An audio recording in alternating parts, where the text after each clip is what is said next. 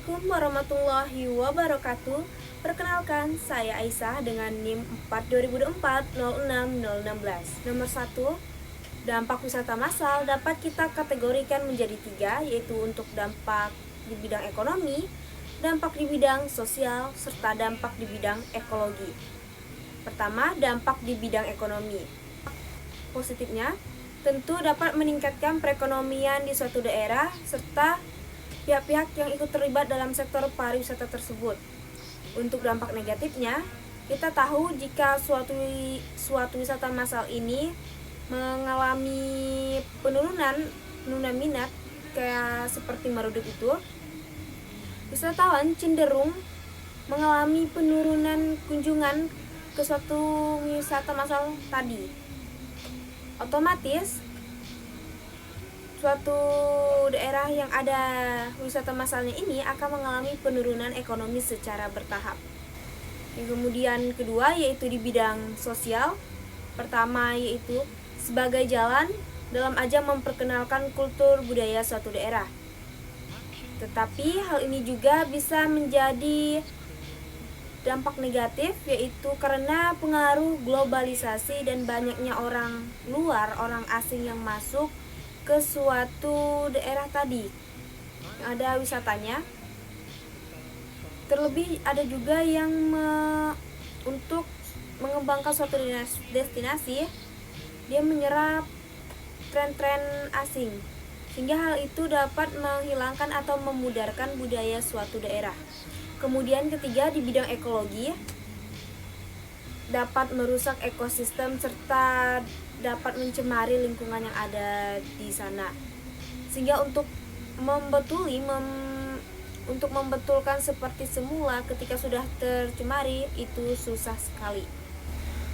Untuk nomor 2, mengapa ekowisata penting? Karena ada 3 komponen yang membuatnya penting. Pertama itu adalah untuk menjalankan perekonomian, yang kedua untuk menjaga sumber daya alam Indonesia, dan yang ketiga yaitu untuk menjadikan Indonesia sebagai negara sektor pariwisata untuk memajukan negara Indonesia.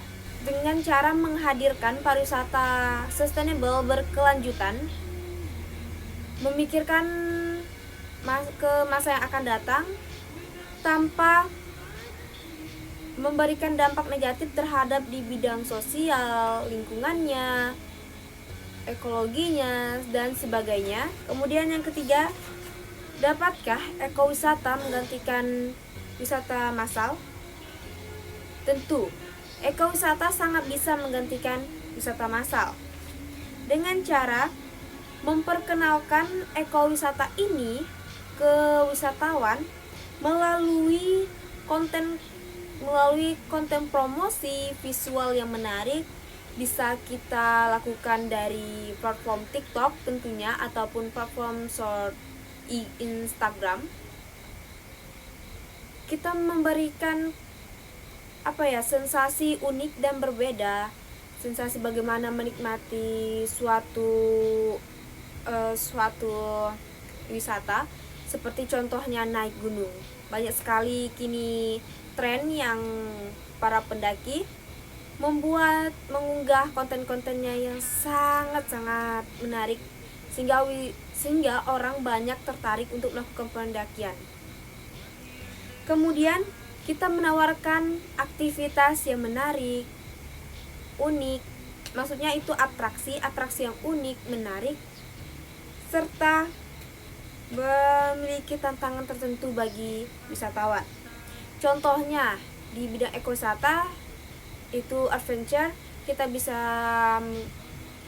mengambil contoh yaitu rock climbing, arung jeram, snorkeling, selancaran, dan lain sebagainya.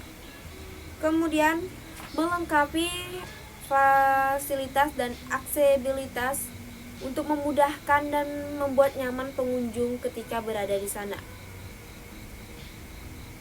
Kita juga bisa menawarkan paket wisata yang murah dan terjangkau. Kemudian kombinasikan paket wisata tadi dengan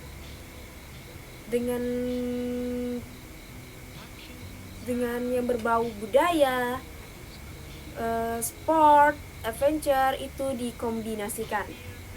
Agar pariwisata ini dapat sustainable, kita harus dapat melibatkan masyarakat lokal dalam mempromosikan, memberikan layanan, serta mencari pundi-pundi uang melalui sektor pariwisata yang kita bangun tadi. Kemudian, agar wisatawan mengetahui efek dari ekowisata, kita harus melibatkan wisatawan ini dalam kegiatan konservasi ataupun kegiatan yang berhubungan dengan pencegahan perawatan lingkungan. Sekian, terima kasih. Bye-bye.